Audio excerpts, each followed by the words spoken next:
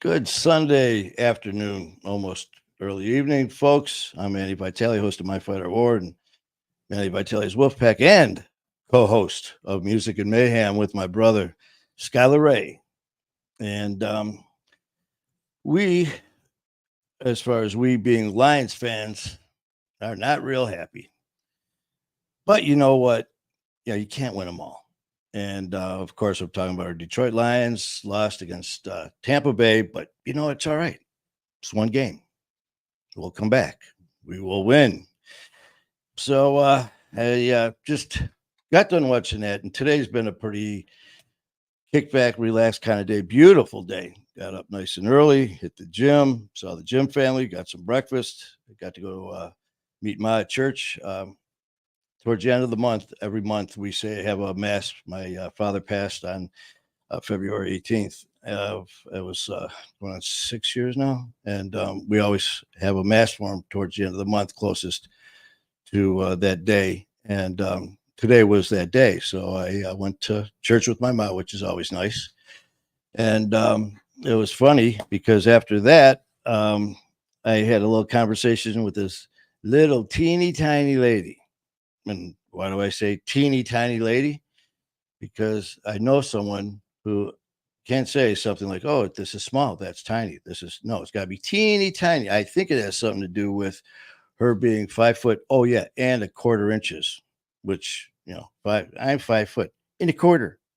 Okay, so I wonder who that might be. It could only be. Oh my God, Whoa! Hi, Manny. there's Thing. Here I Oh am in wait, a but no, teeny tiny that's box. Oh, there's thing. there's Thing, and there's OG, and a Yeah, little teeny tiny box like that little little teeny teeny tiny tiny box. lady that I Okay, talked thank to. you. Yeah, it was so funny. I've seen this lady. Come to find out, her name's Teresa, and I've seen her at church many times. Uh, and today I was on the Harley. Get it after church. My mom's next to me, and she gets in her car, gets ready to leave, and the lady next to me, all of a sudden the door opens, and I look, and it happens to be her, that elderly lady, Teresa, who I found out today. She gets out, and like I said, she makes you look tall. I mean, Oh, she I is like her already. tiny.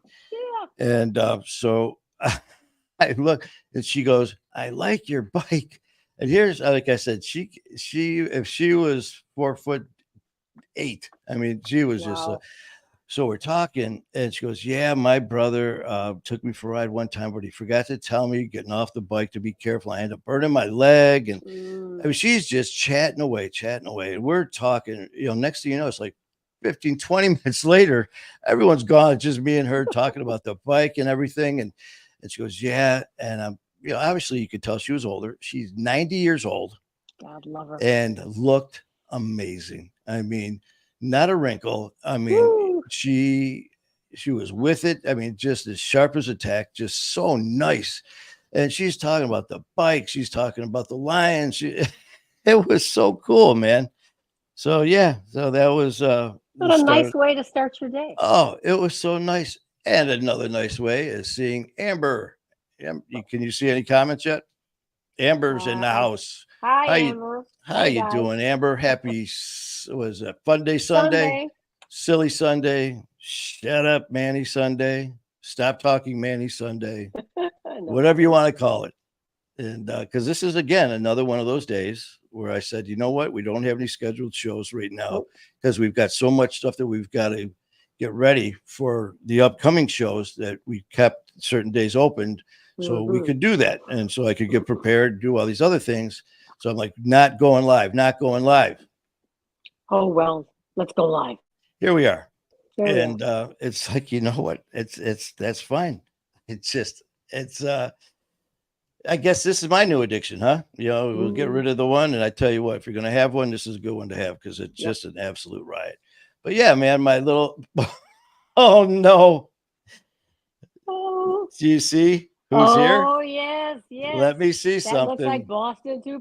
Hi, Now Boston. you know what, Boston. Does this mean I'm looking here? Oh, Hold on. uh,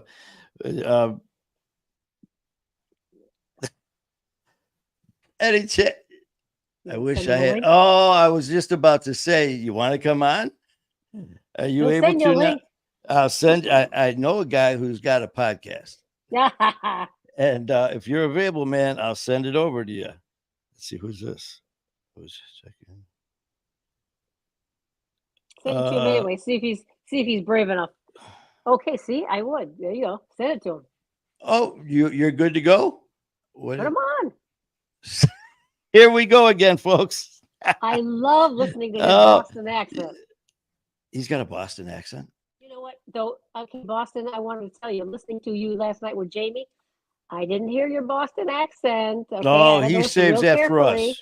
Ah, that's so nice. Hold on 1 second, brother. Where are you? Where are you? Where are you?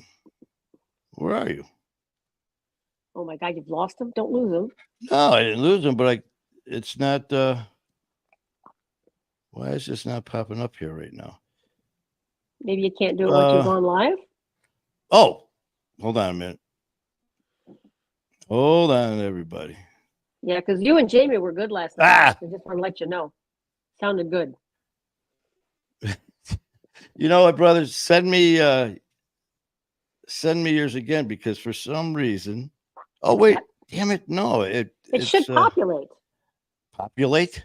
Yeah, when you start typing is populate? Yes. Man, you know, this is not that kind of, I don't know what population you're planning on doing here. Besides, you know, what you said. What? Send it to my email. No, send me yours. What? I would. I need your email again. For some reason, it's not where it's supposed to be. What the hell? You're gonna have to have it as one of your favorites or something. That's where it's supposed to be. I sent it to your email. To my email? I sent you an email. You should have his email address with that. I didn't know you had my email. I don't have it. Send it to my text, brother. Yes, send me the email to his text. Yeah, text me your email, because for some reason this is not going through with anything. What the hell? All right. And we will be back to talking. We will get the show rolling. So stay tuned, Amber. Be patient. Where are you at, brother? Damn it. I can't remember what it even started with, because I could just start typing it in. Oh, you know what? Let me messenger. You said into my messenger. Hold on 1 second, brother. And you know what? There it is. Sit tight 1 second. Okay, and everybody it's coming your way. Hold on. All right. There. And where's my keyboard? See what happens when I'm not in the same room with you? Oh, there goes. Write that down. Faith. Oh, man. At Gmail. Faith. All right. 19 at gmail.com.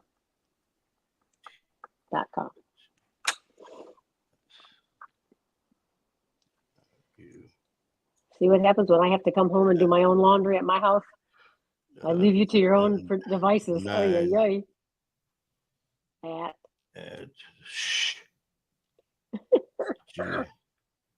No, you're not ruining the show. It's the excitement. It's the anticipation of him finally getting you together. All right, brother. That's what it's about. Doing live shows. You should be getting it. What the hell? All right. We should be. Can you have 3 people? Because if not, you can take me off, because I can always come back on. What do you mean? You mean I could? Thank you. Yeah, shove her in the green room. Yeah, thank you. Oh, gee. Well, I sent it. Boston, I sent it to you, brother. So make sure, just hit me up when you You said yes, I did. I just sent it. Let me just double check to make sure it went through. Okay, OG, talk to the crowd. It's not like we're live. The crowd. Okay, Amber, how you doing, Amber? You talk to Amber, and I'll be right back. Yeah. How's your Sunday going? I hope you're doing something good. Copy. Amber, are you in Michigan? Where are you Email. All right, here we go. All the boys are trying to figure this out. Are you a Lions fan, Amber? Gotta ask that. And that's football, just in case, because you might not be a fan. All right, here we go. Oh, Pennsylvania. Okay. All right, brother. I am sending it. I just sent it again. Gmail.com. Yep. Okay. He said I forgot that. Oh, okay. Yeah, I sent that the second time. So let's see if that works this time. There he is. Put him on. Let's see. Hold on. Works this time. There you are, brother. Hey, oh! Well, both of them are Ravens. Okay. Manny, you forgot to put the .com afterwards. I'm not holding his hand. You know what, man? Well, I was at the bar and I had a couple of beers. I only turn the Boston accent on when I'm talking about my mother. And the thing is, she's up on the counter right now, right next to the protein powder. Yeah, and she tastes wonderful. Yeah, she's like a strawberry shake. Yeah, some bananas. Yeah. Shake well. A couple blueberries from Apple Crest Farms in New Hampshire. And you stay away from the prunes. That's it. Boston. Stay away from the prunes, Boston. Those will just make you enormous, Patrick. You stop eating that stuff. How are you guys doing this afternoon? Good? Well, we were up until a little bit ago when our Detroit Lions lost. Oh, man. Man, we lost against Tampa Bay. Oh, no. I'm a Patriots fan, so. Yeah, well, I tell you, man, I used to look, man, Gronk used to crack me up. Oh, yeah. That guy, besides just being huge, I mean, he was funny. As goofy as he is, man, that talent. And I tell you what, he is good as a commentator, man. He is really good. Yeah. Him. He's funny, man. Oh, man. But how's your day going? I'm doing good. I'm just, sitting here in the lap of luxury. Mm-hmm. I'm on the floor. On the floor with my tote mic stand and everything. I know. I'm sitting in the studio with Jamie. She looks like a movie star last night, like she's interviewing a homeless guy. You know? Oh, man. Yeah. We were clicking back and forth, and I'm like, there he is. Okay, because I couldn't get it to connect, and then we got you. And right. It's like, hey, he's got the same backdrop. Right. He's got the same tote. Right. Oh, man. This is going to become a thing. It's going to be like the new podcasting craze. Well, it was funny because we were just sitting here, and like I said, man, we got so much stuff, just like you got. You got so much stuff going on. OG's got a ton of shit getting, arrangements for the flights and everything going out next weekend. We're shooting out. Yep. We're flying out to New York to hook up. I'm doing Ian's show and Demon's Row, so she's doing all that stuff. I got my speaking engagement Tuesday, so I'm trying to get all this. So I'm like, not going live. We're going live. Listen, I want to tell you a funny story about the Ian Bick show, right? Like, so I fly from Seattle, Washington into like Hartford, Connecticut, right? Like, so, and this is before, like, I learned that I need to take sleep aids on the red eye flights because I'll stay up all night flying, just like white knuckling, looking out the window like a golden retriever, right? So so I get there. I hadn't slept all night. I get to the hotel. I take an hour-long Uber ride from Hartford to Danbury. I show up at this place that looks exactly like a motel I would have done meth in, right? I booked the cheapest place in town. Whatever works. I felt right at home, okay? It was perfect. So I to the front desk. They're like, Boston, where you been? Yeah! So I get there and I don't sleep. Like I just like close my eyes. Like my mother used to say, she'd say, I'm just resting my eyes, right? Mm-hmm. So I get up and I take a 2-hour train ride into Manhattan. And I shoot because I'm like, I'm going to make this trip worth it. At the last minute, Dave from the Dopey podcast, he's like a comedy recovery podcast in Manhattan, right? So I drive a 2-hour train ride in. I shoot Dopey. My buddy Greg picks me up in Manhattan because he's living in Brooklyn. I went to high school with this kid, right? And just so I don't miss the Ian shoot, he's like, I'll pick you up. And we just drove from Manhattan into Danbury, right? Like flying on the highway. I swear to you, I drank 6 Red Bulls on the way there. Oh. No, I was passing out. I'm in the hallway. I'm in the hallway. Ian's got like another shoot going on, so it's like a delayed, like an hour and a half. Oh, I was falling asleep downstairs in that sandwich shop that's under. Oh yeah. No. So I'm like, look at me. They ain't got any Red Bull. I was like, give me whatever they got. I'm drinking like a sugar-free Monster at this point. I'm like, this swill, right? So, Oh my God. so I go up into the show, right? I'm in the hallway before we go into Epic. And I went into a little bathroom. I said a prayer. I was like, God, you're going to have to send the Holy Spirit to do this interview because I am not going to make it. I'm passing out. We went in there and like, remember in Ian's old studio, I remember there were speakers. So if you were sitting like out in the green room, right? Like you could listen to the show. So my buddy Greg's out there listening to the show. I go in, I sit in that buttery, soft leather chair. If Ian Bick ever turns his back for one instant, I'm stealing that chair. I told him. Hey, I'm going to be there this weekend. Yeah, I know. Hey, like that's Maybe where we I. can put our carry on. But most people see like their retirement, like their golden years. Like I see that me in that stolen chair, sitting in a cabin in the woods somewhere, living out the rest of my days. Right. Oh my God. So I do the show, right, and then I blacked out. I don't even remember. I walk out and I said, "Hey, Greg," I'm like, "Hey, did I do all right, man?" I was like, "I don't remember the shoot." He goes, "It was awesome." So I listened to the Ian Bick interview when everybody else does, and I was hanging on every word because I was like, "What did I say during the interview?" Oh my! I tell you, man, we do that shit, and same thing. I've told OG a few times. I'm like, or I'll be saying stuff afterwards. I'm like, is that even a word? Yeah. What did I just say? What did I say? And like you said, that freaking studio, our green room is when I push the button and you go off screen. This is actually a freaking green room. He had a green room. And he's got what in there? More leather freaking couches. More leather. Yeah. So you're like falling asleep out there, but I listened to the Ian. I was just listening to it right before I saw that you were on. That was the best interview I've ever shot. And I was like, I got to black out more often.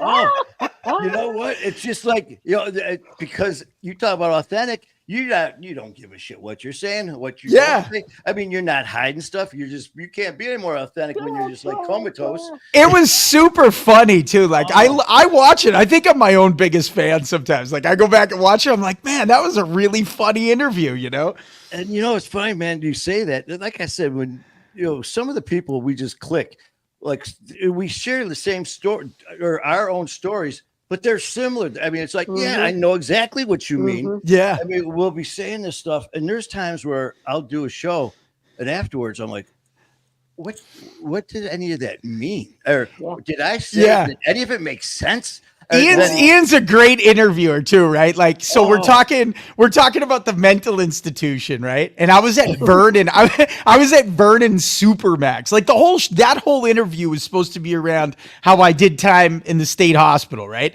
So we're talking about the mental institution. This is in a chapter in my book, and I'll go over this again when I do the full thing with you. Right? I was just gonna say, man, I won't give it away. I want to say that first. There's a chapter in the book called Dark Days Asylum Nights. Like it could literally be its own movie. It's the craziest, most amazing story you ever heard. I'll read it from time to time. I'll just be like, I cannot believe that actually happened.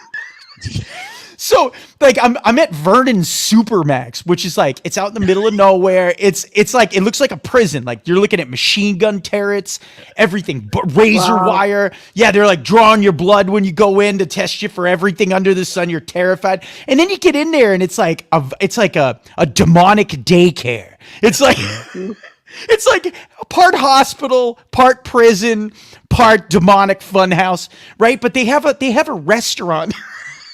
They got Yeah. They have a You got Tim restaurant. Hortons. Yeah, and they have 2 movie theaters. I swear to you, like, Wow. nobody's really been sane enough to go in there. I was completely sane when I was living there. So I have like, it's like me right now. If they took me right now, I'd be able to tell you everything about the place, right? So like you're sitting in the movie theater with, with a guy who like strangled his wife with pantyhose, and you're watching like Police Academy 2. One who flew over the cuckoo's nest. Yeah, it's exactly. Nicholson. Yes, and then Ian's the best interviewer because he's like, I'll tell him. I was telling him about the restaurant. He stops me and he's like, "So what was the food like in there?" Yeah. And I was like, the burgers were the best burger you ever had in your life. Oh my God. Yeah, yeah. Oh, it was just so crazy. But Ian like really asks all the right questions, and he's super funny. We clicked, man. It was awesome. That's what it is too, man. With like everyone has their own style. We all know that. And Yeah. like you said with him, man, a lot of times, I just learn as I go too, man. But you just sit there and you do it the right way. You get the question, you present the question, and then just let it roll. I mean, let it roll. Mm-hmm. And then if that's going off a little bit, kind of redirect a little bit and go back in. Or if you need to get a little deeper, kind of poke that fire a little bit. But just like with Ian, we're talking about stuff, and you're like, so like when you got shot, and he goes, so what did your friends think about that? Yeah. Well, I don't think they were as concerned as I was. Yeah. They were gone. Yeah.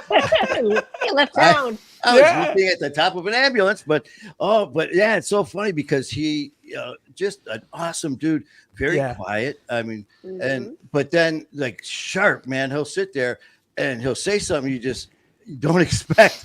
Like the shit me and you. Yeah, I think people just pretty much expect something wild, crazy. Like but he'll come up with something that's just like, whoa. Yeah.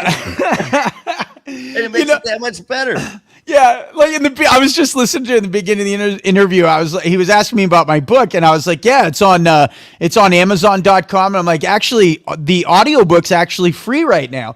And he's like, "Well, why would you make it free?" And I was.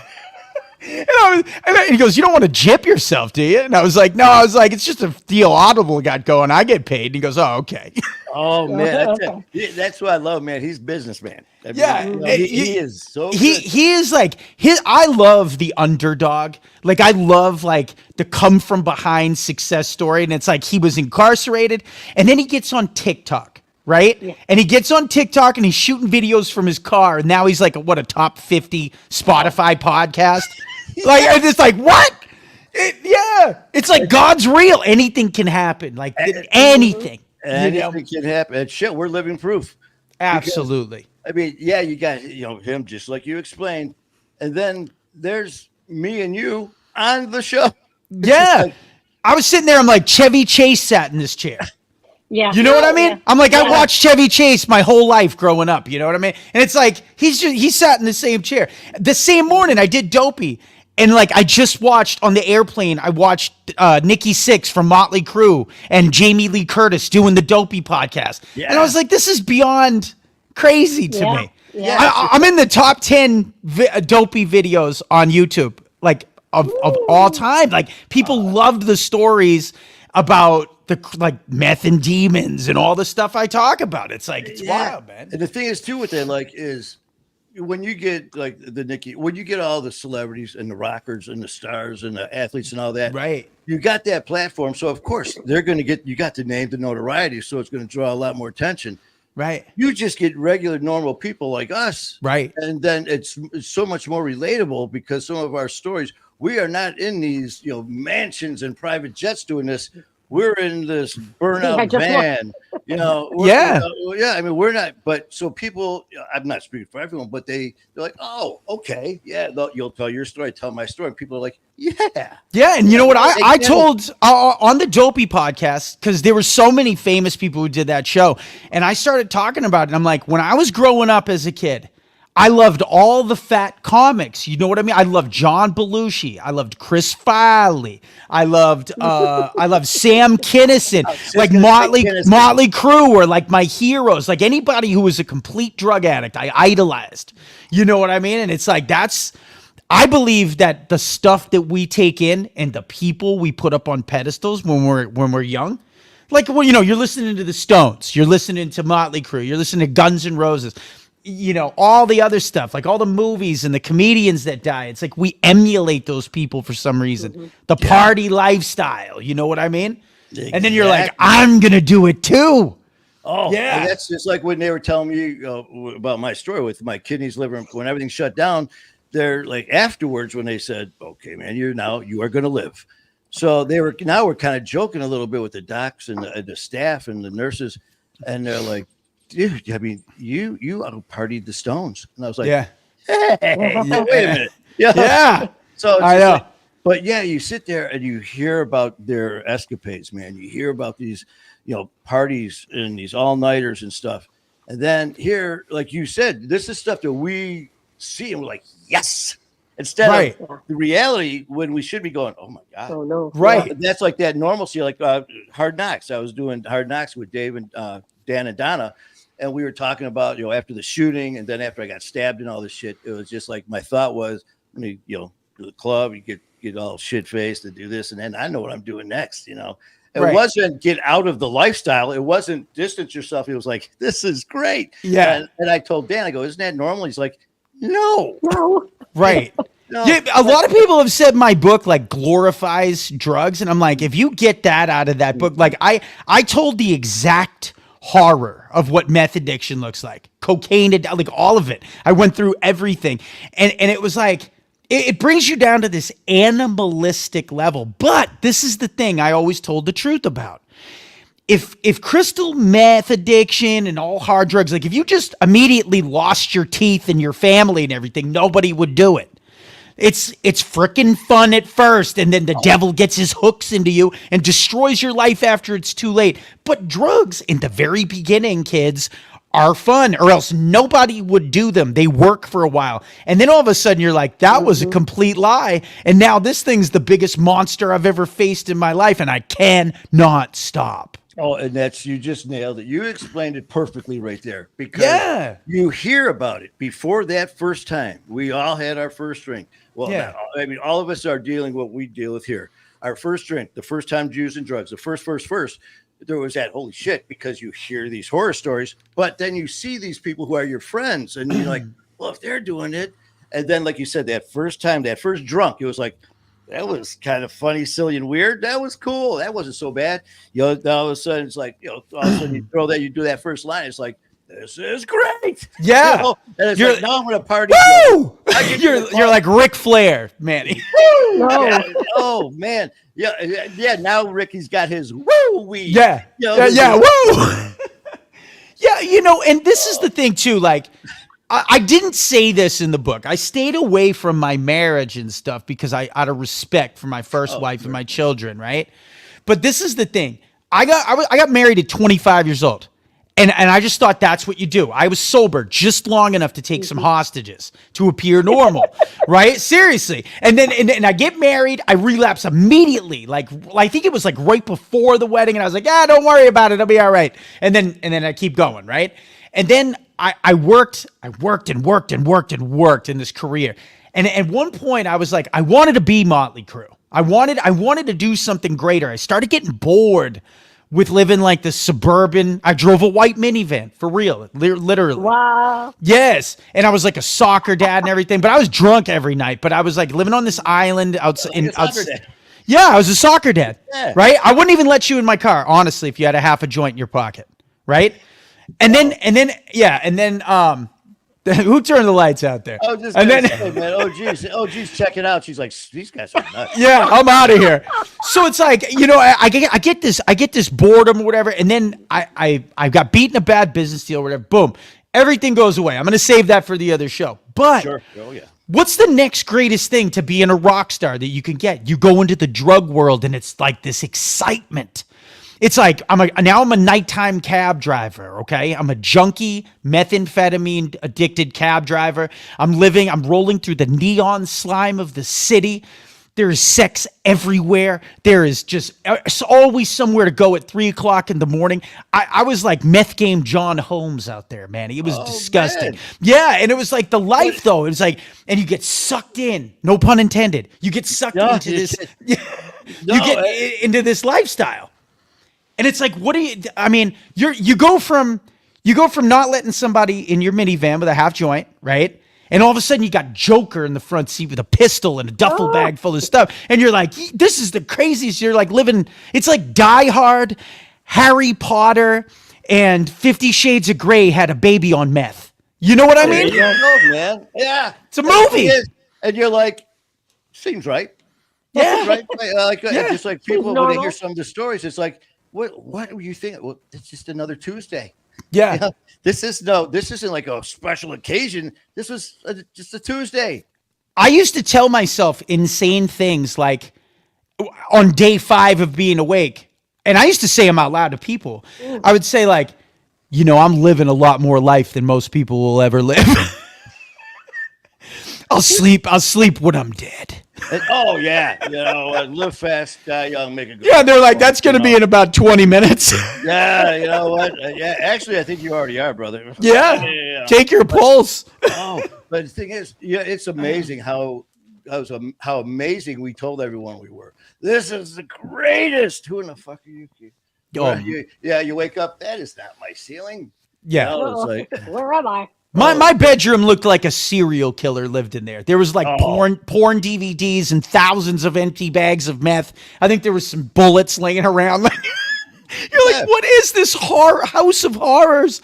And then my dad's like an accountant living in the other room. It's like, like a Mr. Brady, Yeah. Actually, I don't know if you see, guess who we got? Lori. We got Lori. Lori is in the house. Lori, Susanna Masonia is in the house. She is. And I love Lori.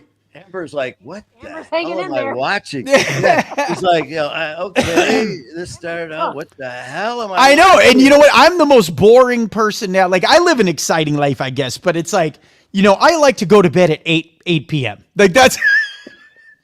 It's night and day. It's like I want to go to bed at 8 p.m. I don't want too much excitement, It's like Wheel of Fortune. Yeah.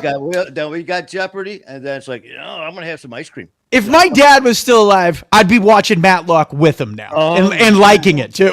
Yeah. And how I tell you what, when we look back, and all of us, when we our younger days would. Yeah, we'd meet at a buddy's house around 8 or 9, start drinking, there. So we don't spend as much money at the bar, and we won't be out as late. Shit. And then you get to the point, it's like, well, I remember getting to the clubhouse sometimes. It'd be like Friday, and then all of a sudden is the sun going up or down? And then all of a sudden you look down and you're like, it's freaking Monday. Good Lord.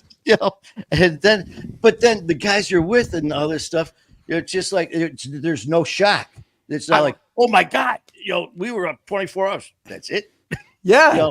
And you surround yourself with all this freaky ass craziness. Listen, man. It's normal. I forgot what month it was one time. I was hanging around these chicks. They were like a coven of witches. Okay.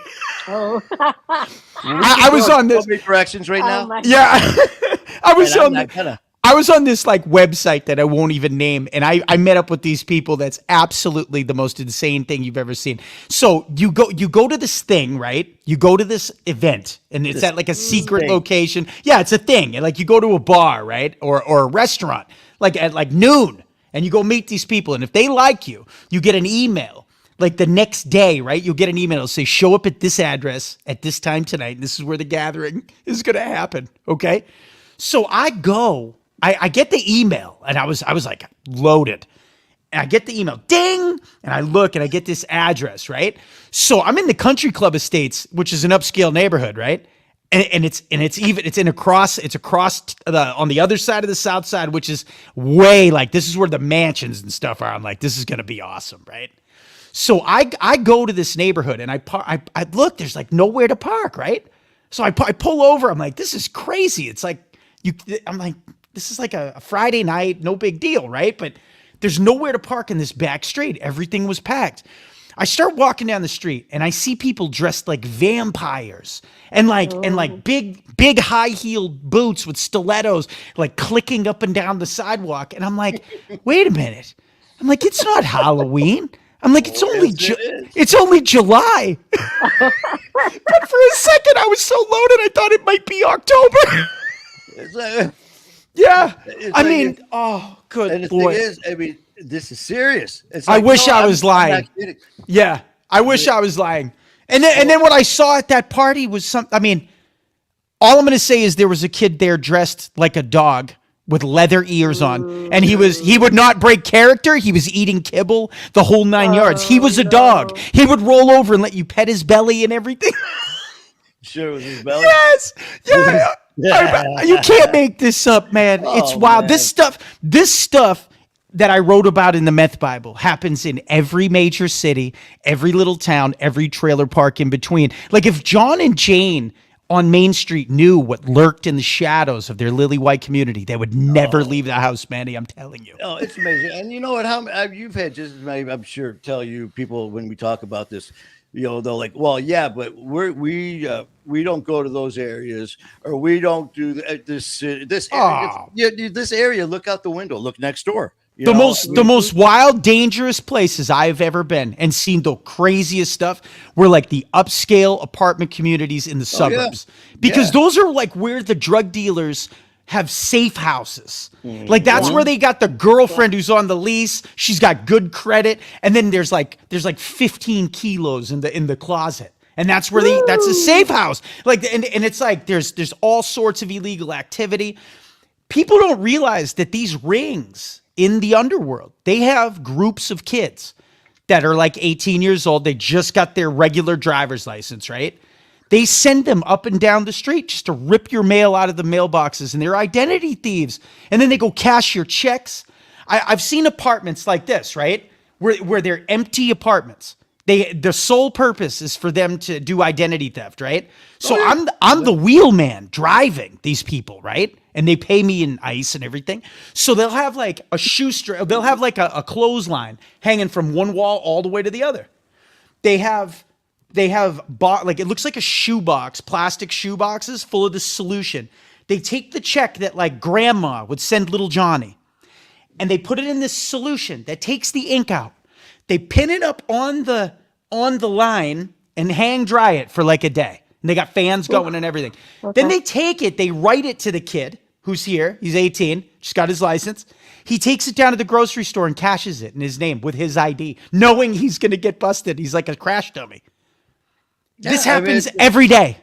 Every day, all day. That's the job. That's the job, man. This is where you punch in, punch out. That's the job, man. Full-time positions available now. Wow, yeah. Benefits, some benefits that we can't talk about those benefits. Yeah, resume required. Oh my God. You're guaranteed at least a 4-month stay at the Blue Door Motel. Criminal record is welcome. Oh my God. Yeah. Man. It's just a trip, man. And that's like when you hear, when people say, well, they think that you're freaking lying about stuff. I wish I was. It's like, no, that's like, some people say, well, you're just saying this. No, this is stuff that is happening, and it's happening everywhere. There are no, like again, when people bring up certain like areas, certain, as far as social standing, certain, financial, it don't matter. You know what? It's there. Look, it's there. If you're that naive, then fact is stranger than fiction. I'm going to tell you this story, right? We're not in a rush, right? I'm going to tell you this little story. I love it because the Manny show is like open-ended. It could be 20 minutes. It could be 2.5 hours. I love it. So it's good. I love it. It's like we just go with the Holy Spirit where it brings us, right? Yeah, so exactly. I'm in Vernon Supermax, right? I get there. There's a story like this in the book. There's a girl there. This is the first day on the pod. I see a guy get his nose mashed in first 5 minutes. Like, this place is terrifying. But it's co-ed. We're in a mental institution for the criminally insane, but it's co-ed. There's this girl sitting on the couch. She looks like she looks innocent but evil at the same exact time. She's wearing a pink shirt that says "Daddy's Little Girl" on the shirt. Okay? Yeah, and she's on the couch. She's probably in like her late 30s, right? So this kid that was in there, I ended up being friends with him later on. He was like the most sane person. And he smoked the chief of police in Elmendorf, Texas during a traffic stop. And he claimed that the cops were like out to get him. He beat the case on insanity. He's in there forever, right? Wow. So he might be out now. He beat the case. He doesn't even have a criminal record. He beat it on insanity like I did, right? So he tells me he's like halfway normal, right? But he comes up to me and goes, hey, he goes, you know what she did?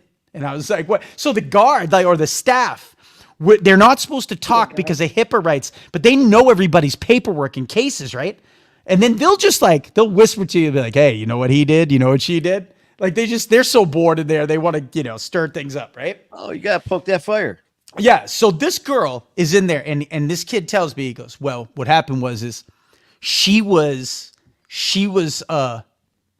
her kids in the bathtub and she said God told her to put she took a piece of plywood and stood on top of the kids while they were in the tub fighting for their life.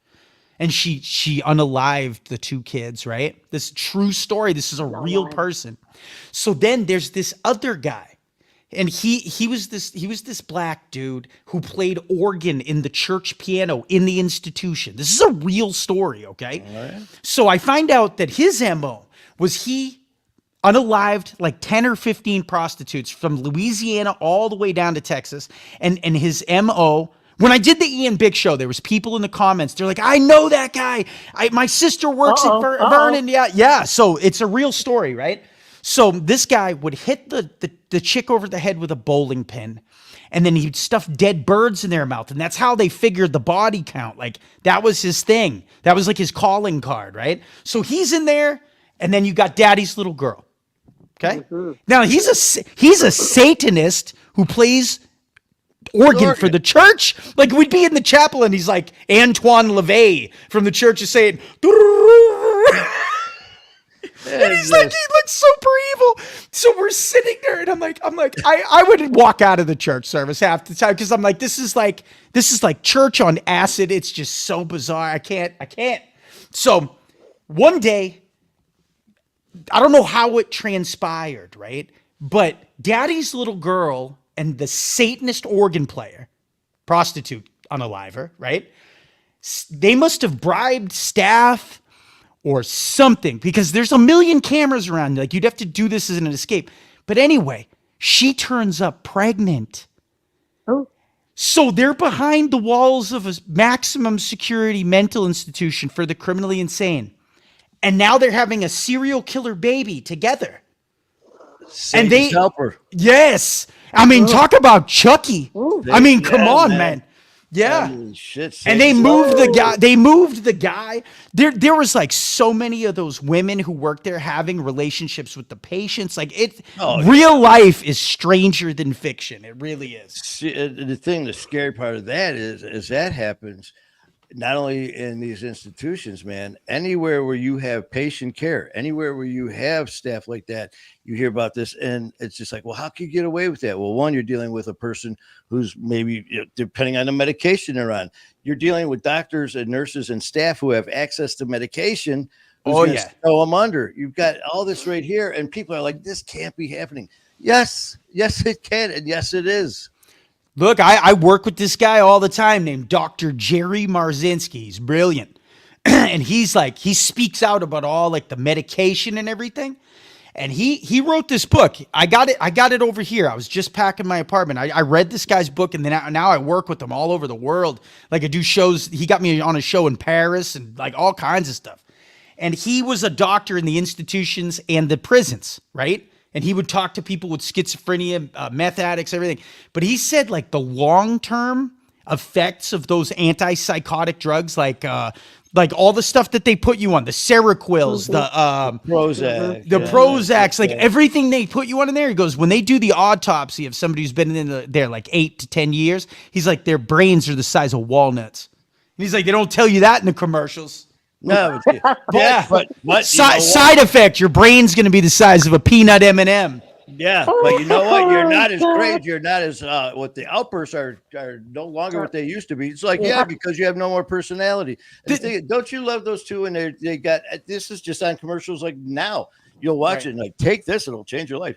And if you experienced anal leakage, bleeding, bleeding, and it's like or a sudden death. There's so many things that we just take and eat the meal that they're feeding us, right? Yeah. Like this guy opened my eyes. He goes, he's a medical doctor, Manny. And he goes, I started questioning their chemical imbalance reasoning, right? Yeah. So he's like, they basically told this guy to shut up. He's like, they're a pharmaceutical mafia.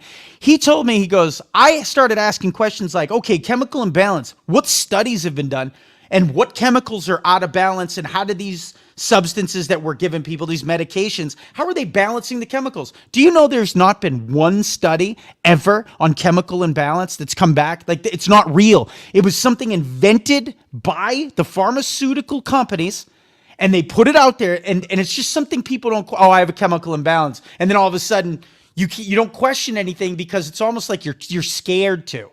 Because like mental health jacket said so. Yeah, yes. Mental health. Yeah, it's like you now. They'll give you walk in there with a symptom. By the time you leave, you will have a diagnosis. No matter what. No matter if you have bipolar. Bam. Okay. Yep. You got it. They had a book of diagnoses, I forget what it is, but it's like their Bible for the medical. My grandpa was a child psychiatrist. And Dr. Jerry told me, he goes, it was like this thick back in the 80s. He said the last few years, it's like quadrupled in size. They now, like last year, I did a show with them like maybe 6 months ago. Last year, they came out with a diagnosis, sibling rivalry disorder. Like when brothers and sisters hate each other, they're like, that's an actual medical disorder you can be diagnosed with and medicated for now. You know, it's cool too, man, is I'm sure I told you a lot of the questions too, man. OG, she's a nurse. She's a registered nurse. Right. I mean, so she a lot of this stuff here, man, when it comes to like anything that the people in the family or whoever has questions about, they shoot them to her. And if she doesn't have the answer, so yeah, man, all this stuff. Yeah, all the stuff you just answered, or all the things you were just saying, Boston. I was just looking up, and she's sitting there like, "Yep." Yeah. I mean, Dr. Jerry started like opening my eyes to this stuff. Look up Dr. Jerry Marzinski on YouTube. He's brilliant. So he did these studies with patients that had schizophrenia, people that heard voices. And he's just a young doctor. He's like not super spiritual or nothing. He was in a huge mental institution in Pennsylvania. It had 10,000 patients. It was like the biggest one in the world. Wow. It's where he did his studies, right? So he tells me, and he's in Arizona now, brilliant dude. And he tells me, he's like, I started doing my own studies and owned like scientific research on the voices. The voices are always evil. They're always negative. They're always self-loathing. They tell people that God hates them, that their family hates them. So he's taking all this data, right? And he's like, when you read the 23rd Psalm, he started throwing like religious stuff at these voices so he's with a patient and he's like, it was like worms on a frying pan. You start reading like the 23rd Psalm, right? And he's like, why? And he's coming at this with an objective point of view. He's like, why would a delusion care about the 23rd Psalm? He's like, why aren't they seeing unicorns jumping over fences made out of candy bars? It's always evil. It's always this. So his theory is that these are like low vibrational beings or demons, whatever you want to call them, stuff that are afflicting these people. He's like, they drain the energy out of people. And what the medication does for all of this stuff is it doesn't cure anything. They've never cured schizophrenia with the all it does is it masks the symptoms. That's it. It just like lowers the it numbs it. All the symptoms. You're basically not even treating the symptom. You're just what's a word of like not but like you said, what they're doing is they're giving you something and it's not doing anything as far as, like you said, taking care of the problem or even the symptom. It's masking this to cover that. And you know what? When you got that not even self-esteem, but you got, that stuff, you're playing into someone's mind. And you're looking at someone with a white jacket that says MD, and they're telling you something that you think is going to help them now. And they're giving you this medication that's going to make you off kilter. Yeah. Yeah. What Boston, you got it, man. You're talking about a recipe for fucking disaster. Do you know what cogentin is? You know what cogentin is. Mm-hmm. So I was on 9 medications when I was in San Antonio State Hospital. Cogentin was a medication that they gave me to counteract one of the other medication side effects. So it was like, you get tremors. Taking you off of it. They were writing scripts and getting paid. Well, that's their toolbox. Yeah. Scripts are their toolbox. Now I didn't even need the meds, OG. No, I was no, completely you didn't. healed. No, so all of a sudden, like my lower man extremities stopped working at Yeah. one point, and I marched Well, in the doctor. I drugs was will do like, it. "This is where I draw the line." I quit. I was like, "You'll have to shoot me up with these things. I'm never taking them again." And the guy, that's an amazing story. The doctor was like, "Well, why should I take you off the medications, Patrick? Like we're in a nut house. Everyone's on medication." And I said, "Listen, man, I was on drugs for 2 years before I did this crime." I go, "I was out of my mind." I go, "I'm completely fine now. I don't need any of these pills." And he's like, "What?" And it was like the bells and whistles and alarms went off. My social worker, everybody storms the unit. They're like, "What do you mean?" I started getting terrified that they were going to overturn my not guilty by reason of insanity case. I didn't know I couldn't double jeopardy or Double nothing. I jeopardy. was, and I was freaking out, but he They're ended like, up, they're like, "Hey, we just got played." yeah, But what you probably needed was just some sunshine, good nutrition, and Yes. exercise. Yes. That would have been it. that's right. And The you know, exercise. Yeah, and basically he said, "I'll leave you off the medication for 4 months. If you don't have any violent outbursts or anything, we're going to do a study on you and we'll leave you off." And that ultimately was a huge part of me being released. There you No, go. how long were you? Well, you know what? Well, okay, Well, how well, long- well, I'll Yeah. tell you, I was in there. I was in total incarcerated 18 and a half months. I did Okay. 10 in county jail. I did 8.5 state hospital time in two different ones. Yeah. Yeah. I waged war on that hospital, dude. What? Because your story, man. Like I said, we discussed that before, man. This is, we're gonna do it in whole. We're not gonna do. You got to pull up the San Antonio State Hospital escape video on YouTube. Like, and Okay. so you can Yeah. screen share it, because that was me breaking the story from inside the institution. That's what set me free. Well, I tell was you, a thorn in their side, Manny. they're- Get rid of him. Let's They're get rid just- of him. My roommate escaped, and I broke the news story from my cell phone. They're like, "Get him out of here! Get him out of here!" he's ruining the show, Yeah, he's ruining everything. man. Yeah. Oh, Excuse me. you guys are funny. Oh, this is just. And, I you was know like a what? diabolical G. I was like Superman and Lex Luthor had a baby. I was their worst enemy, man. It was awesome. Man, Yeah. they're like like I said, in the bottom line, they're all just sitting there with Yeah. their cocky little grins, going, "Yeah." When you first came in, Yeah. And then after this, they were just staring at each other like, "We just got freaking played." Look, best thing ever was right before I left. At one point I was like, God's hands on my life. There's no way I can lose, and I'm getting out of here, and there's nothing they can do to stop it. So this doctor, I call him Dr. No Good in the book, right? But in real life, he was this real dude, and he looks at me. And he was furious in this board meeting. It was 20 people at this board meeting, all scientists and doctors, me and him. And there was these two black ladies in the back. They were just like, they were techs, and they knew me, right? I liked them a lot. So they're in the way back of the room. So he's like, "You shouldn't even be here." And I said, "Yes, I should." Well, at first I said, "Don't talk to me like that." And I sat back like this and folded. I folded my arms. It was like out of a movie. So Yeah, I fold my arms and I go, "Don't talk to me like that." And I said, "Yes, I should be here." And I came here. I said, "God sent me here to uncover the atrocities within the four walls of this hospital. And he sent me here to do something about it, and I did." And then I folded my arms. I folded my arms, and his jaw hit the floor, Manny. I swear. And he's You're just lucky sitting they there. didn't kill you. Yeah, he didn't know what to say. And then it was pin silent in the room. I go, "I believe in God. I'm spiritual, not crazy. There's a big difference." Oh my! And I God. folded my arms, and these two ladies cracked up in the it was priceless. I wish I would give anything for the footage. Oh, Boston's sitting there with his arms crossed in there, just like waiting to hear what's next. And all of a sudden, Yeah. Boston looks next to you at the empty chair, and Boston's like, "What'd you think of that?" Oh yeah, He agrees. He agrees. Look, I uncovered this huge scandal where this guy was bribing like patients that were mentally challenged to go do things with them in the bathroom, and one of them had HIV, and the hospital covered it up. And this guy was a predator. He was like a serial he was so dangerous. He was like an old man, but he was so dangerous that he had an ankle monitor on inside the institution. I'm like, what? You guys don't want to take any chances? This guy's so crazy. You got to have a beeper on him while he's locked up.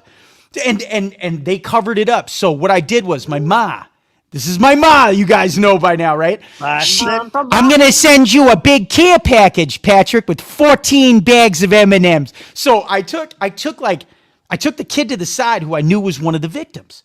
And I took him aside. I said, listen, man. I was like, if you give me your sister's phone number, I'll give you 4 bags of M&Ms and 2 sodas. Right? Wow. So I bribed this kid. He's like, all right. He gives me his sister's phone number. I get on the hospital phone, right? And I call her and I'm like, hey, listen. I'm like, I'm in here with your brother and you got to just trust me on this. I said, I am not crazy. I said, you got to literally trust that. I know that I'm in an institution, but I'm not crazy. You got to just trust me. And here's the info. I need you to call this person at the main office at the White House up on the Hill. And I need you to tell them that this, and this happened. And they're not going to be able to deny it because I knew like the working parts. She called an Adult Protective Services, stormed the unit, uncovered the whole thing. Yes. And it was like, that was just like one of 10 or 12 things that I did. They hated me. I was like their arch nemesis. They were just looking to get rid of me. He's like the original Dr. He's like Dr. You are lucky Evil. they didn't give you a lot of liquid morphine to shut you up for Look, this is the other thing. I was a 46C. All right, there's 46B, there's 46C. 46B is a wait and trial. Very few people are 46Cs. I was there because I beat the case and I'm there for an insanity evaluation to make sure I'm good to go home, right? 3.5 to 5 years is the average. And I'm like, there's no way. There's no way I can make it in here. So I devised a plan. I go, I'm going to help a lot of people. I'm going to become a champion for the people and a voice for the voiceless. And at the same time, I will secure my release. But they could have kept me for the top of my top crime, which was 99 years, Manny. That's the rest of my natural life. So if I got out of line once, they could have framed me, anything. They could have kept me there for life. No. So I'm waging war against these people. And like it was like God was with me every single time. He would call me through a door. Something would happen. I'd be like, I can't do this. This is going to be the one that they kill me. And he'd say, just come through the door, Patrick. Just come through. And I would go, and then I'd go back to my room. I would go out there, and I would be like, out on the pod. And I was just like taking charge. I was threatening them with these letters and everything. Then I'd go back to my room and I'd be like, But it worked. And the thing is, though, maybe that part you weren't kidding, man. Because like you just said, like OG said, someone give Boston his meds. Well, instead of 1 cc, you got 6 cc's. Yep. Instead of this, you got that. I mean, and you know what? You stopped breathing. What should we do? Yeah, you know what? All right, look, here we go. Hold on. What are you going to show us? San Antonio police say mental patient Christian Olivo Fariel made what they described as an unauthorized departure from the hospital. They have not seen the convicted felon since. He's been in jail for drug charges, forgery, evading arrest, burglary, and an unauthorized use of a vehicle. DHHS won't confirm a name, but they would say that the person went over a fence to leave the facility Wednesday evening. They won't call it an escape just because this is a hospital and not a jail. $11 an hour to work They did there, say by the that the person is a forensic patient, meaning they are not mentally able to stand trial. That's my or roommate. too insane to be convicted. 3 years ago, another forensic mental patient got away from the San Antonio State Hospital. His name, Gary Lejeune. He was found not guilty by reason of insanity of murdering and dismembering his wife's body near Kerrville. He was committed to a state hospital for Rebecca Lejeune's killing. A state representative had to move the man for public safety because the accused murderer... I mean, it just goes on and on and on. They did this fantastic hatchet piece on the hospital, right? So my roommate comes up to me. It's like 20. Everybody's so crazy. You don't listen to anything anybody says. He comes up to me. I'm sitting underneath an oak tree outside on this bench. It's like a picnic table outside on the fanning unit. It's like nothing but like child pedos and all this stuff, right? So like they moved me to like punish me or shut me up or whatever. So now I'm on the place with the most craziest people, right? So I'm there, and this kid's my roommate. He like threatened to unalive his family the week before this. They totally covered it up. Like the staff heard him do it. They didn't take any privileges. They didn't want to do the paperwork. So I knew this. He comes up to me outside and he's like, "Hey man," he's like, I'm gonna hop over the wall and get this 20 grand. I'm out of here. And I'm like, yeah, all right, whatever, brother. Right? So I walk back inside. 20 minutes later, the whistles go off and everything. Sure enough, he got these two mentally challenged giants to form this human ladder. Yeah, and he just he walked up their backs and hopped over the wall. He walked through an apartment complex where kids are living. They didn't have the gates closed at the mental institution, so he's just walking the streets. He was missing for 4 days. So like later on in the day, I'm sitting there and I'm like, I don't see anything on the news. There's nothing going on, right? Like they just locked the unit down, whatever. Something hit me. I have my cell phone. I figured out in the client's rights handbook, being the diabolical genius that I am. I read it like 100 times. I'm like, how am I going to get out of here? So I read it and I figured out that if my ma, good old ma, the hero of the story again, she took out the camera in my cell phone. She had the cell phone place do it. And she mailed it into me, and they had to let me have a device. It was in my chart, everything. So she mails me the phone. So I got my phone. I'm like, the Holy Spirit tells me, message the news. So I messaged Ken's 5 in San Antonio. I was like, hey, do y'all want a story about an escaped mental patient? And the guy, whoever's on the other end goes, you can't have a cell phone in the state hospital. So the Holy Spirit says, send him, drop the pin in there. I dropped a GPS pin on Messenger from inside the unit. So they can see exactly on the map where I was. They immediately messaged me back. They were like, what's this guy's name? We're going to verify the story. I gave him the kid's name. He was my roommate. So they reported it to the cops, but they didn't report it to the media that they have this violent, maniac running around the city of San Antonio. So they verify the story. They run one story on that night. They absolutely hated me. The staff, even the low-level staff, looked at me like I was a bloodthirsty, just like they wanted. I felt like I had to sleep with one eye open that night. Oh, hell yeah. Yeah, and then the next morning, they ran that one. That one goes on and on and on. It shows that the previous year alone, there was 9 escapes that were unreported. It was a hit. So the hospital was doing a $320 million new building project that's all publicly funded by like the San Antonio Police Department, by the University of Texas. They didn't want any bad press at all. Like the funding was about to cut. I looked that up in the internet on my phone, and I'm like, I see that you guys have a project going on. This is a true story. And they were God. I go down there, Maddie. I have a job wiping the walls down for like $7 a day. And I'm listening to like Rage Against the Machine. I'm like you're like, wax on, wax off, wax Bulls on parade. And I'm wiping the wall down like a champion, right? Like they can't touch me. My social worker has a stack of files like this big. She comes down. She goes, Mr. Durkin, my job is to get you out of this hospital today. And I was like, they drove me home. Like a month later, they drove me home back to Corpus in a van, which they never do. They never do this. They gave me a lift and they dropped me off downtown. And my lawyer was like, the crime's like, it never happened. They got like a suitcase. You got new clothes. They had Uber. Yeah. They're like, hey, let's get this man a vegetarian pizza. Yeah. We're going to get him something good. Oh, my God. Good Lord. But it's like, it's better than a movie. And that's what it is, because it's true.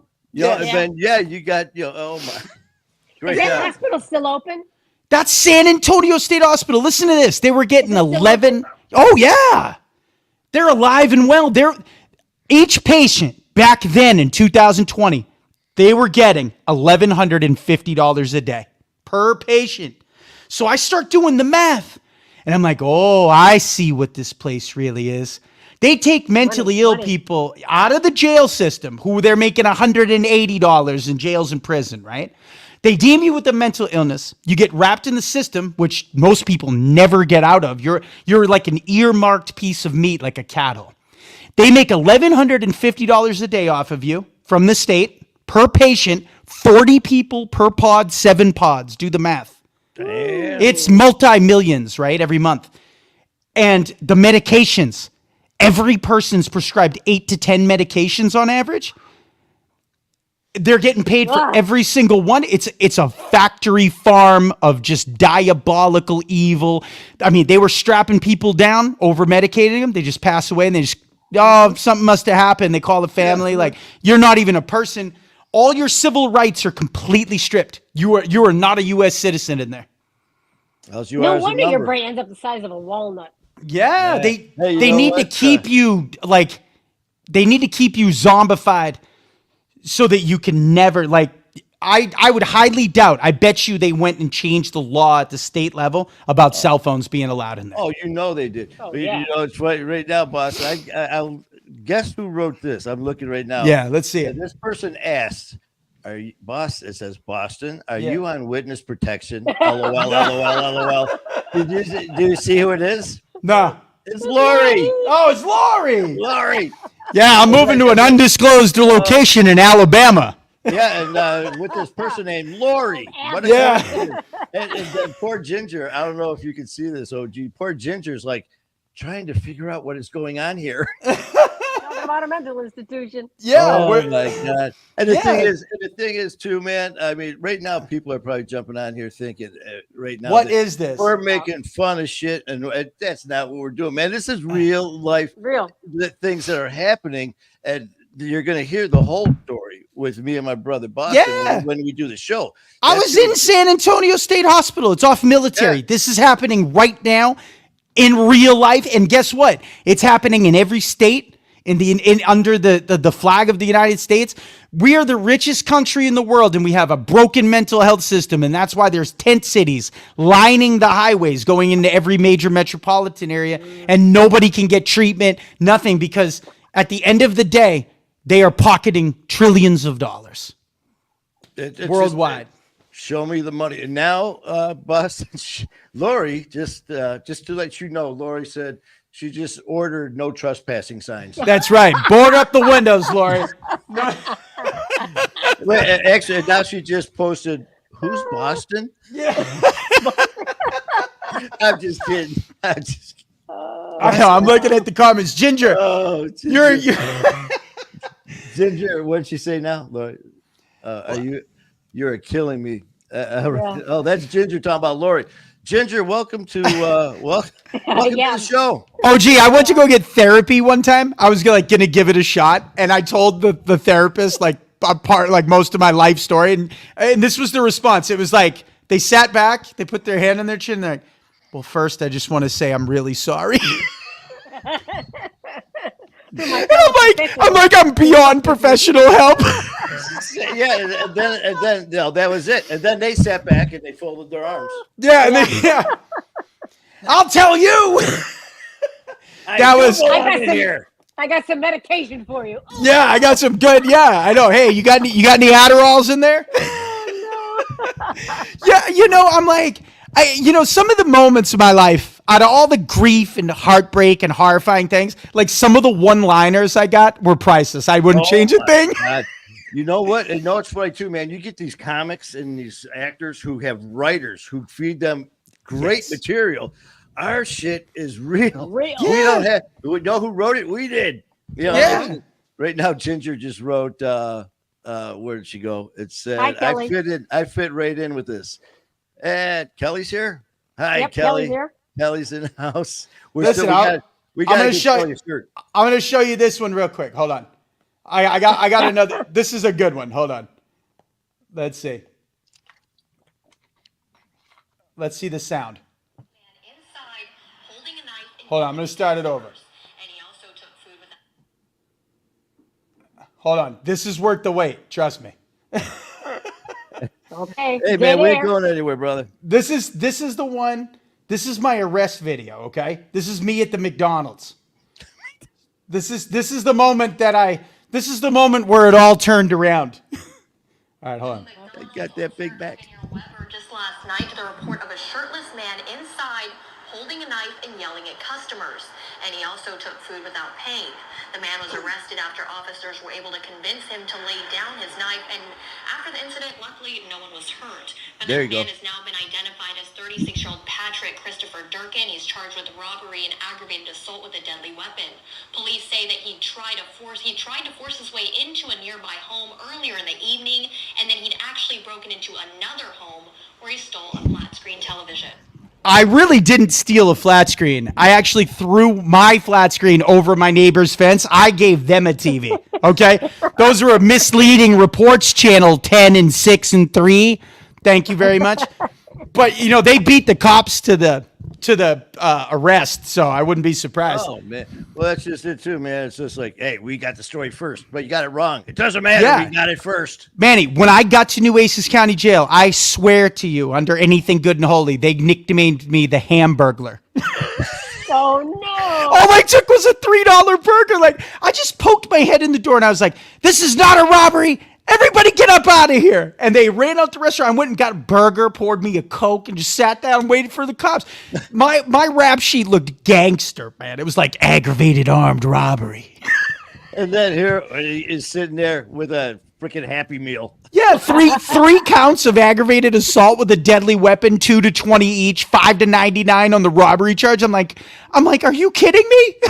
And the thing is, though, Boston, and you're like, and by the way, it wasn't a knife; it was a spork. It was, yeah, I know. I had some. It looked like a Sinbad like Halloween knife. It would look like a machete. I didn't even know. It looked like a movie prop. So I'm in there. I'm in there, and I'm like, the burger. I took one bite. I didn't even get to finish the burger. I hadn't even eaten in like 5 days. But it didn't even have cheese on it. You guys, like that's the worst part. Sorry. Like who orders a burger with no cheese? Yeah. Nobody. I know. Man. I know. It's just it's crazy, man. It's just crazy. Wow. We're gonna do a show. I'll tell you the whole story, but I just wanted to do the show, man. Because there's so much right now. People are just going, "What is happening here?" I'm gonna do a little recap here. What happened today was we were just gonna actually an hour and 11 minutes ago. I popped on here with OG and like, okay, we're gonna just do a recap on some stuff. I'm not even sure what we're gonna talk about. But as we were going over this stuff, I go, you know what? We never do. So let's just do what we always do and hit go live and see what happens. And as we were talking in our green room, which is just hitting the button, I'm like, you know what? And then OG goes, let's see who's gonna pop on and want to come on today. And I go, I said Boston. And next thing you know, I looked down. I go, there he is. I always look at my life story and I can see Jesus and God and the angels all sitting around. And Jesus is like, look if they think that we can help him, then they know that we can help them too. If we can, you guys are easy. Yeah. Oh yeah, like I hear people all the time. They're like, "Man, if he can get clean, anybody can get clean." It's one of those things where you know what? If I can do it, anyone can do it. Yeah. Now these people are going, yeah. I know, like you know what? I really was deeply mentally challenged from ICE, from psychosis, right? From substances. So it's like I can identify with mental health, child trauma, alcoholism, addictions of the flesh, substances, like anything. Like I've been through the worst parts of life, man. And it's like, you know what? I love when God brings me people and I'm like, I can reach them with one of the most painful moments of my story. And it's like you share these terribly painful stories and we laugh. Right? We laugh, but it's like we laugh because we made it, right? We made it out the other side. Yeah. And it's like if we can show the other people, hey, you know what? I was real shameful. I was completely lost and trapped. But guess what? Today I'm a man of honor, integrity, and respect. Yeah. And yes. Too, man. And the thing too is, that terror, those deep, ugly shit that we went through in the past, and now we're laughing. You know what? Yeah, we are laughing. Mm-hmm. So it just goes to show you that the mental health or the mental issues, the drug, the addiction, all that, it is not a death sentence. No, there's This is life. not a There's death life on the other This side is- of the And street. not only that, you can be super successful too, because in Exactly. 2018, when I was in Nueces County Jail, I was found incompetent to stand trial in the state of Texas. I was so crazy that a judge said I couldn't even stand trial before him. I've won 5 corporate awards in 3 years. I was nominated at the state level, top 3 finalist, leasing consultant of the year. I've done millions in sales. I got a book being read in 9 countries by thousands of people. I've done interviews all over the world. And that's a very short time. I've only been out for 4 years. December makes 4 years out. It's just amazing, man. It doesn't matter Yeah. how long. It matters the message. It matters the intensity. It matters the people that you reach. It's and the way you reach drive. them. And that's what it is. And that's what it is. It's just not giving up and knowing that, you know what, we're here for a purpose. We're here for a reason, man. Yeah. And just getting that through. And the thing is for us, for me, is believing it. For you have to sure. believe it, because for the longest time, man, we doubt ourselves. That doubt is just overwhelming at times, and it is. But have faith in yourself. Have faith in God that you can get through this, and know that you can. You're unstoppable. Look at I'm giving up my whole career and everything, and I'm driving across the country into the unknown. I'm in financial bondage, this, that, and the other thing. You know what? God's never let me down, and I'm taking a big walk of faith in front of everybody to show not only am I not scared, but I just have a knowing that He is going to catch me, and then He's going to prosper me. And it's like when you follow the voice of God and you serve Him and you go to help other people and your heart's intentions right, and you're willing to work your fingers to the bone, and you're willing to see, you can't just pray and lay down and have miracles. You got to meet God halfway. You guys know that. You got to earn it. You got to earn it. And God just gave you the first obstacle, because Lori's like, really, who is this Boston? Yeah. Who is? I'm changing my phone number. It's like, oh no, Alabama? No. Yeah, and it's like I wrote the M.F.O.W. Bible when I was in a trap house motel 2 weeks after I got out. And it's like I was homeless and clean. I wrote for 14 hours a day for 6 months. That's just it, man. What Yes. This doesn't get handed to you. You got to work your You fingers work for- to the bone. Me and OG were just talking about that. Sometimes people think that this is easy, or to just get handed shit. No, man, it's they're like, well, this looks like a lot of fun, and it is, but it comes with a price. And you know what? You gotta be willing to pay that price. Manny, most people, they always ask me, they're like, well, you're such a good speaker and this and that. I'm like, you know how you get good? I started shooting Facebook Lives where like one person would watch or 2 people would watch. And I did it consistently every day, 3 times a day, until like God honed me into the speaker and the preacher and everything else that I became over a 4-year period. This is thousands and thousands of hours on camera. Oh, that's just it too. I've never done this. Never. I've left January 27th will be, or I'm sorry, January 9th will be 2 years. You're awesome, man. You got a natural knack for it. You got a gift. Oh, well, thank you. Coming from you, that means a lot. And I swear to God, I mean that. When I talk about stuff, all this, because, and I've said it before, I learned from you. I learned from people. You look at who's up here and you try to emulate them and and that's what I've been doing. So it's been almost 2 years, and I absolutely love it. And it's because of people like you, man, that you show it, but you do it. You're not just talking it, and you lead by example, man. And I love you for it, bro. Like Jamie, y'all saw me on with Jamie last night. Like me and I came up with this thing, Jamie. I'm like, we're like chocolate and peanut butter, right? Like me and Jamie from day one just had this chemistry on camera, right? And we, I mean, it just clicks. It's got an awesome flow. We're like the Holy Ghost, Sonny and Cher, man. And we get on there and we bring it, and it's just like it's funny. It flows. You find the people you work the best with, right? And then you click up, and then you don't let go of that. Like when you find the chemistry, you don't let go. You collaborate. You form a circle of gifted people, and you collaborate. Exactly. That's what we're doing, man. And this is, like I said, this is just the beginning for us, man. Where 2 or more are gathered. Of course. Where 2 or more are gathered. Yeah. And that's what we're doing, man. Look at the size of our family. It's growing every day too, and it's like I'm gonna go down to Alabama. we're going to shoot a podcast right from the church sanctuary, right? And we're going to bring on like everyday people who are struggling through addiction, you know, people that want to be on camera. And we're going to watch them transform before our eyes through discipleship. And we're going to make those people involved in the show. And then as they get healthier and better, they're going to flourish, man. When you give somebody a purpose, that's when you see them spread like a flower that opens overnight, bro. And when you show that you believe in, when someone sees that you bust your ass and you believe in yourself, but when you see that you finally have someone and you could tell that they believe in you and they got that passion and that drive like that, it's just unstoppable, man. Yeah. But, and Jamie was my first interview for the book was on Halloween Day of 2022. And Jamie gave me a shot to come on our platform.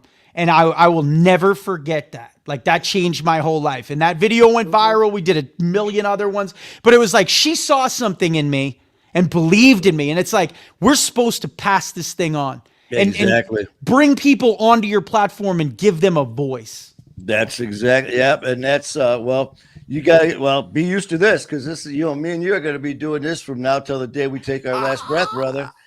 We've been on here for like an hour and a half. It feels actually, like 10 minutes. 2 minutes.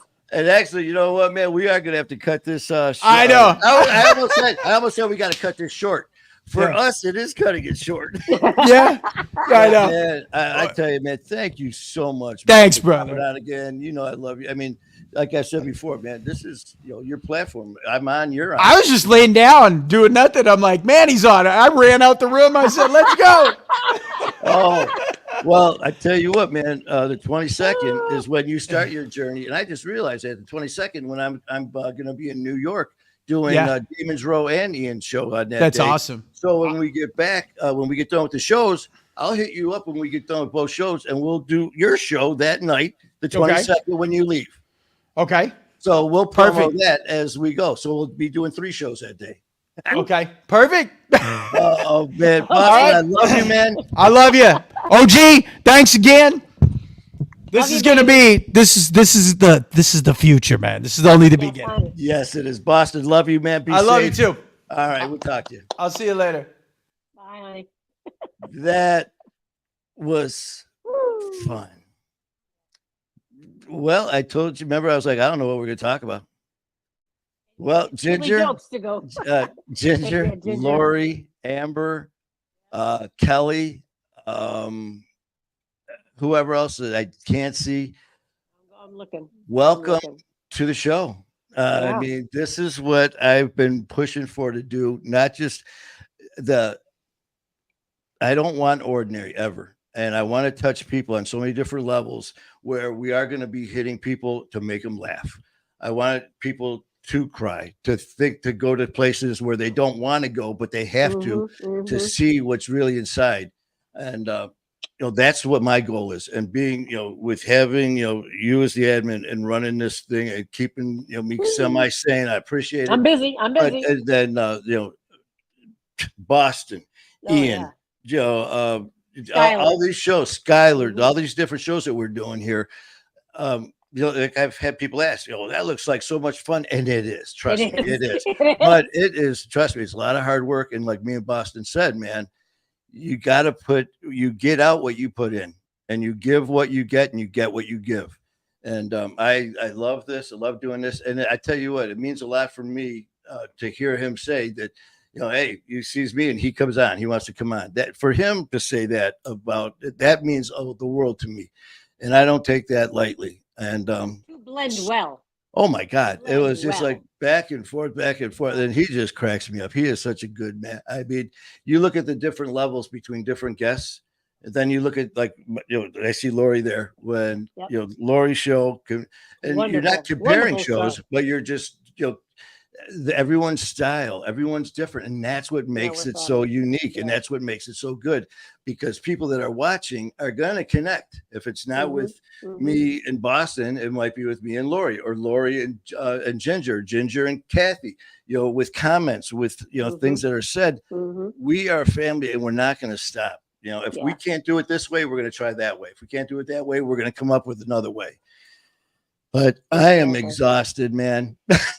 Well, you've been up since 4 o'clock. Okay. Oh, so I am going to, I don't know, go watch some football and relax with Wonder Dog Susie. So for Lori and Kathy and everyone, Kelly and Kelly, uh-huh.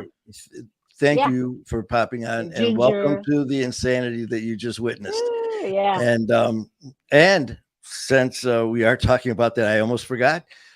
This coming Wednesday is supposed to be Music and Mayhem with myself and Skylar Ray. We are There not will be. doing that because we've got another show already previously scheduled for Wednesday.